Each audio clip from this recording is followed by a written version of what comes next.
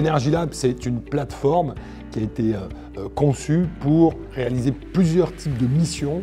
Le domaine de l'énergie, de l'efficacité énergétique est un domaine qui est primordial. On va sensibiliser en premier lieu nos étudiants et les former sur ces domaines. Des écoles vont pouvoir venir visiter l'Energy Lab. On va pouvoir tester des systèmes éprouvés et qu'on va pouvoir ensuite mutualiser entre eux différentes innovations technologiques, mais également tester du matériel qui n'est pas encore commercialisé et donc trouver par le biais souvent d'appels à projets de nouvelles solutions techniques et essayer d'être innovant. À l'origine, quand la région est venue nous parler de cet appel à projet NoWatt de bâtiments autonomes, on a vu là l'opportunité de développer une plateforme technologique qui va permettre de faire rentrer les entreprises encore un peu plus au sein du campus. C'est vrai que c'est pour la région un projet qui est assez singulier. On n'a pas d'autres projets comme ça de laboratoire au sein d'une école. Donc c'est pour ça que la région a souhaité soutenir ce projet quand il nous a été présenté par l'EPF il y a déjà plusieurs années. J'ai réussi à faire signer une vraie convention de partenariat entre la ville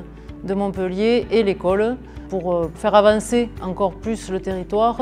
C'est vrai que la ville se veut exemplaire, se veut terrain d'expérimentation.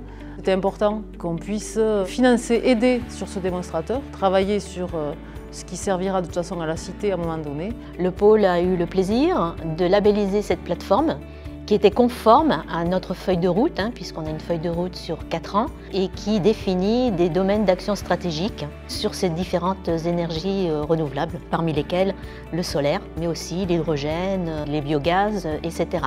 Notre objectif en tant que pôle de compétitivité, c'est aussi de jouer cette interface entre les entreprises, la recherche-développement et la formation.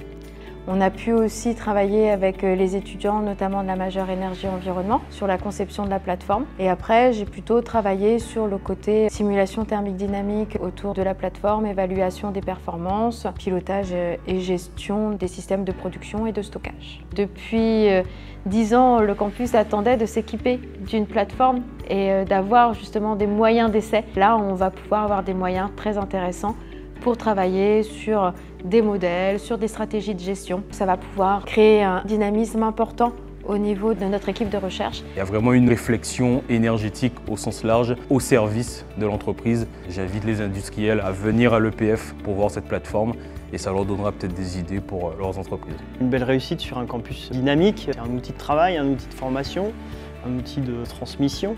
On espère que les élèves vont se l'approprier, qu'ils vont pouvoir former de belles réussites à partir de ce bel outil et donc des projets intéressants.